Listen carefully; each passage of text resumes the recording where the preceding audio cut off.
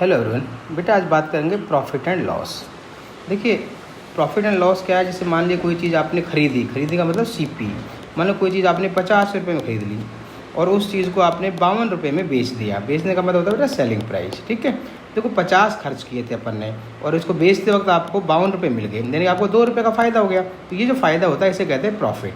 अगर ऐसा होता बेटा कि हमने कुछ चीज़ को 50 रुपये में ख़रीद लेते और इसे सस्ते रेट में बेचते, यानी कम रेट में, माना मैंने 48 रुपये में इसको बेच दिया गया, तो हमने देखो 50 खर्च किए थे 50 एंड 48 में हमने इसको सेल किया है। इसका मतलब हमें अपनी जेब से 2 रुपये चले गए, इट मीन्स आपको 2 रुपये का लॉस हो गया है।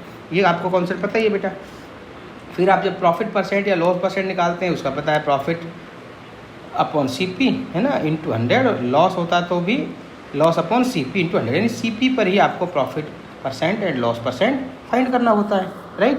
अब देखिए जो क्वेश्चन दे रखे हैं उनको देखेंगे बिना फॉर्मूले हम किस तरह क्वेश्चन को समझकर उनके आंसर निकालेंगे बेटा।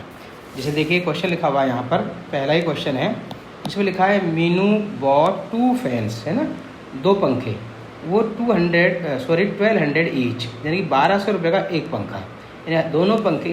अब इस लाइन से आपको क्या समझ में आया कि वो 2 फैन परचेज करती है 1200 ईच, मतलब दोनों फ़ैन का कॉस्ट प्राइस सेम है। यहाँ से ये चीज़ आपको पकड़नी है जो कि सबसे इम्पोर्टेंट चीज़ है। सी सोल्ड एट 1 एट लॉस, एक को लॉस पे बेच देती है 5% पे और दूसरे को प्रॉफिट पर 10% प्रॉफिट पर। तो फाइंड द ओवरऑल लॉस और प्रॉफिट परसेंट, राइट। क्वेश्चन बहुत ईजी है।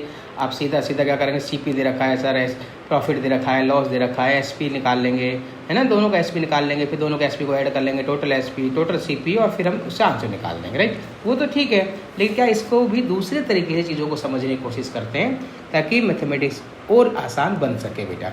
देखिए हमें सबसे अच्छा क्या लगता है कि जैसे ही आपको कहीं परसेंटेज दे रखा है, जैसे यहाँ दे रखा 5%, उसको बेटा फ्रैक्शन में बदल लो, क्या आ जाएगा 5/100। इसको कटिंग करो, कितना आ जाएगा बेटा 1/20। दैट इज वेरी इंपॉर्टेंट, बहुत आसान तरीका है बेटा। इसका मतलब क्या होगा, देखो 5% का मतलब 5/100 यानी 5/20 हो गया। इसका मतलब अगर 1/20 हो गया। इसका मीनिंग अगर कोई चीज़ 20 रुपये में खरीदी जाती तो उस 20 रुपये पर 5% यानी 5% कितना आता, 1 रुपये। 1 रुपये क्या हो जाता, आपको लॉस हो जाता। इसका मतलब अगर वो कोई चीज़ 20 में आपने परचेज की होती तो 1 रुपये लॉस, यानी कि 1 रुपया सस्ते में बेचते आप, यानी उसको 19 में बेच देते, यानी ये इसका सीपी और इसको हम एसपी कह देते हैं, राइट बेटा। ये पहला केस हो गया। सेकंड केस चलो कि प्रॉफिट होता है दूसरे फैन के ऊपर, उसको प्रॉफिट हो गया 10% का बेटा। वही बात है, परसेंट का फ्रैक्शन बदलो बेटा 1/10। इसका बस इसी को समझने की बात है बेटा। अगर कोई चीज़ देखो नीचे सीपी आता है क्योंकि प्रॉफिट और लॉस सीपी से ही काउंट करते हैं अपन। अगर कोई चीज़ 10 रुपये हमने खरीदी होती तो उसे 1 रुपये, देखो 10 का 10% 1 होता है, यानी 1 रुपये उसको महंगी बेचते, यानी कि फ़ायदे में बेचते, यानी कि हम कितने बेच देते, 11 रुपये में बेच देते। ये 2 चीज़ें क्लियर होगी आपको, क्लियर। अब जो फर्स्ट लाइन लिखी है इसको देखिए, ये बहुत इंपॉर्टेंट लाइन है, बॉट 2 फैन फॉर ₹1200 ईच। तो हमें ये 1200 को नहीं समझना, हमें यहाँ से ये समझ में आना चाहिए कि भाई जो 2 चीज़ें खरीदी थी उन दोनों का सीपी जो है 1200 ईच का मतलब दोनों का सीपी बराबर है। यहाँ इस अमाउंट को नहीं देखना, इस लाइन से ये बस आपको समझना है कि भाई दोनों का सीपी बराबर है। जो खरीदा था दोनों का सीपी सेम था। अब यहाँ हमारे पास जो सीपी आ रहा है, एक का 20 आ रहा है, एक का 10 आ रहा है, सर ये तो अलग लगा रहा है, जबकि दोनों का क्वेश्चन कह रहा है दोनों का सीपी तो सेम है। तो इन दोनों सीपी को सेम करना है, बस इतना काम करना है आपको। क्या बन गया बेटा, यहाँ 20 है, यहाँ 10 है, इसको हम 2 से इंटू कर लेते हैं। क्या बन जाएगा इसको 2 से इंटू करने से बेटा, ये बन जाएगा सर 20/11 2 क्या जाएगा 22। अब इसकी आपको कोई आवश्यकता नहीं है। अब आपका ये सीपी 20, ये भी 20, यानी दोनों सीपी सेम हो गया। बस जैसा क्वेश्चन कह ही रहा है दोनों सीपी सेम होना चाहिए, तो इसे समझना है बेटा चीज़ों को। अब टोटल सीपी कितना होगा, 20 + 20 कितना होगा 40, यानी 40 हो गया, और 19 + 21 को ऐड करेंगे कितना आएगा 41 आ गया। ये हमारे पास केस आ गया। अब देखो इसका मतलब ये होगा अगर कोई चीज़ 40 में परचेज की होती तो 41 में आपने बेच दी उसको। आप देखने कितने रुपये बढ़ाकर बेच दी, 1 रुपये बढ़ाकर। इसका मतलब आपको प्रॉफिट कितने का होगा, 1 रुपये का। तो प्रॉफिट परसेंट जब निकालना है ना तो ये आएगा प्रॉफिट यानी 1 रुपये अपॉन सीपी कितनी है 40 इंटू क्या हो गया 100। कटिंग करो बेटा सी 2 और ये 5 जा, यानी 5/2, इट मीन्स 2.5 का आपको प्रॉफिट परसेंट हो गया। क्लियर है। आप कहेंगे सर आपने 1200 का यूज ही नहीं किया। हाँ बेटा इसमें ज़रूरत ही नहीं थी 1200 की, आपको यहाँ से बस एक सेंस पकड़ना है कि दोनों का सीपी सेम है, आपका आंसर आ जाएगा। अब वैसे निकाल कर देखना, यही आंसर आएगा। ये चीज़ें हैं जो आपको अंडरस्टैंड करनी है बेटा। सेम ऐसा ही क्वेश्चन आगे देखो, सेम ऐसा ही क्वेश्चन है। एक VCR लिया उसने, एक टीवी लिया बॉट फॉर रुपीज़ 8,000 ईच। यहाँ भी देखो दोनों जो खरीदे थे उनका सीपी दोनों का सेम है, बिल्कुल ऐसे ही करना है बेटा। आपके पास पहले पर लॉस हो रहा है, देखो 4%, इसका मतलब फ्रैक्शन वैल्यू आपको बहुत जल्दी आनी चाहिए। कटिंग करेंगे इसको कितना आएगा 1/25। इसका मतलब ये हुआ बेटा कि CP यहाँ लिख दिया, SP यहाँ लिख दिया। अगर वो 25 रुपये में कोई चीज़ को खरीदता तो 1 रुपये का क्या हो जाता है, लॉस हो जाता है ना। 4% यानी 25 का बेटा 4% निकाल देगा ना, एक ही 1 ही आएगा, तो 1 रुपये का लॉस हो जाता है, यानी वो 24 में बेच देता। अगले पर क्या आ रहा है VCR पर, ये 8% का प्रॉफिट कह रहा है वो, तो इसका फ्रैक्शन वैल्यू निकालो भाई। 2 से काट दो 4 आ जाएगा, ये 50 आ जाएगा, 2 से काट दो 25 आ जाएगा, यानी कि आएगा 25 में। अगर इसका CP होता तो 2 रुपये का फ़ायदा हो जाता, यानी कि 27 रुपये में वो उसको बेच देता, राइट। अब आप देख क्या कर रहा है, इसमें तो पहली लाइन सबसे इंपॉर्टेंट है, लेकिन ये पैसा इंपॉर्टेंट नहीं है इसके अंदर।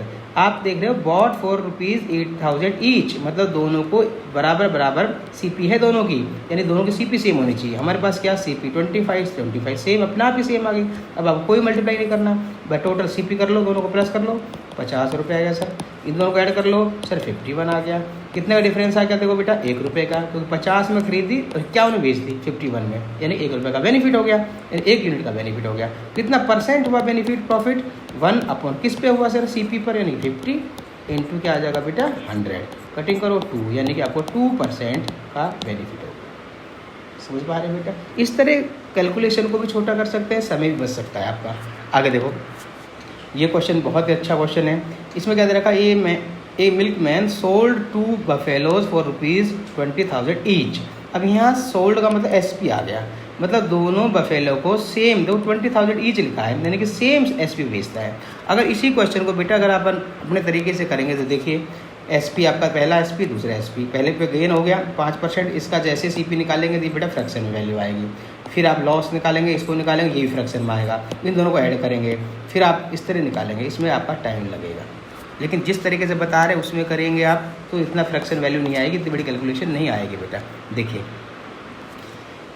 सबसे पहले अपन परसेंटेज वैल्यू देखते हैं भाई। 5% दे रखा है सर गेन, यानी कि 5% आ गया सर, इसका क्या हो जाएगा 5/100 हो जाएगा। इसको कटिंग करा सर 1/20 आया, ये आ गया, ठीक है बेटा। इसका मतलब क्या होगा कि 20 रुपये में अगर कोई चीज़ यानी एक बफेलो खरीदता मानो, तो 1 रुपये का गेन हो रहा है। ध्यान देना, यहाँ 5% दे रखा है, लेकिन 20 का 5% बेटा 1 ही होता है, बार बार बता रहा हूँ। तो 1 रुपये गेन होता है, यानी कि 1 रुपये महंगी बेच देते हैं, 21 में बेच देते हैं, यानी ये CP और ये SP। सेकंड में क्या करा है, दूसरी बफेलो के लिए लॉस हो रहा है 10% का बेटा, ये 10% लॉस लिख देते हैं, 10/100 कर दिया, इसको कटिंग करो 1/10, यानी अगर वो 10 रुपये में एक बफेलो खरीदता तो दूसरी वाले को 1 रुपये लॉस में, यानी कि 1 रुपये कम में, यानी 9 रुपये में बेच देता है। यहाँ समझ में आ गया। ऊपर वाली लाइन इंपॉर्टेंट है बेटा, लेकिन इसमें क्या चीज़ दे रखी है, ये अमाउंट अपने लिए इंपॉर्टेंट नहीं है। हमने दे रखा है SP जो है दोनों का इक्वल है, देखा ना दोनों का SP सेम है, तो हमारे पास SP सेम होना चाहिए। तो यहाँ 21 यहाँ 9 ये सेम नहीं आ रहा, तो दोनों को सेम बनाएंगे। तो बेटा 21 और 9 दोनों 63 की टेबल में आते हैं, तो यानी कि इसको 63 बनाना है, तो इसको 3 से इंटू कर लेंगे और इसको 7 से कर लेंगे। कितना आ गया बेटा, इसको इंटू किया कितना है सर 60 आया, इसको इंटू करा कितना आया 63, इसको इंटू करा कितना आया 70, ये आया 63। तो ये इसकी ज़रूरत नहीं है, अब अपने पास ये रेशो आ गया। अब अपन निकालते हैं टोटल CP कितना होगा बेटा 130, इसका ऐड करो बेटा कितना आया 126 आया। इसका मतलब 130 में अगर दोनों को खरीदी जाती तो 126 में बेच दी जाती, ये इसका मतलब हुआ। तो आप देखो कितना सस्ता हो गया, देखो 4 रुपये सस्ता, यानी कि आपको लॉस हो गया कितने रुपए का 4 रुपये का। इसका मतलब लॉस परसेंट क्या निकलेगा बेटा 4 रुपये किस पर 130 CP पर, टोटल CP 130 है, इंटू क्या हो जाएगा 100, कटिंग करेंगे जाएगा बेटा 40/13। इसको जब डिवाइड देंगे तो 3 and 1/13% क्या आ जाएगा लॉस, ये इसका आंसर आएगा, यानी 3 पॉइंट समथिंग इसका आंसर होगा। ठीक है बेटा, आप अपने तरीके से करना, कितना बड़ा क्वेश्चन जाएगा। ठीक है, नेक्स्ट देखिए द कॉस्ट प्राइस ऑफ। देखो हमें अच्छा लगता है कि जैसे ही कोई चीज़ आ गई तो अगर उसको रेशो में अगर कोई चीज़ आ जाती है, उसे कन्वर्ट कर सके हम, तो उसका आंसर बहुत आसानी से निकलता है बेटा। देखिए cost price of 36 books is equal to selling price of 30 books, find the gain and profit percent. आप अपने तरीके से भी इसको निकाल के देखना। अब हम दूसरे तरीके से बता रहे हैं, देखो दोनों में कितना फ़र्क आएगा।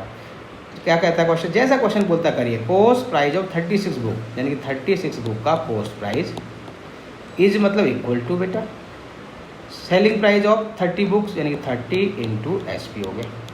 अब यहाँ देख रहे हैं CP यहाँ के SP, इसका मतलब CP और SP का रेशो निकाल सकते हो। इसको इधर ले आओ बेटा, इसको इधर लेकर आ जाओ। तो ये आ जाएगा CP/SP इजकल टू सर क्या आ जाएगा 30/36 आ जाएगा। कटिंग करो बेटा, 6 5 जा 6 6 जा। और हम यही चाहते हैं कि रेशो मिल जाए, CP और SP का हमें रेशो मिल गया सर। कितना मिल गया? ये CP है 5, SP कितना 6 हो गया। ख़त्म क्वेश्चन।